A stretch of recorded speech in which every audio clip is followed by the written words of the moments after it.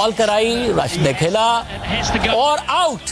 आप नाजरीन इस वक्त हिस्ट्री बनते देख रहे हैं। अफगानिस्तान ने इंग्लैंड को हराकर चैंपियंस ट्रॉफी से बाहर कर दिया है। आज जबरदस्त कमबैक किया अफगानिस्तान ने 37 रन पर 3 खिलाड़ी आउट होने के बाद, और उसके बाद हमें इंग्लैंड को हराता नजर आया है। क्लोज मैच के बाद 8 रन से शिकस्त दी है अफगानिस्तान ने।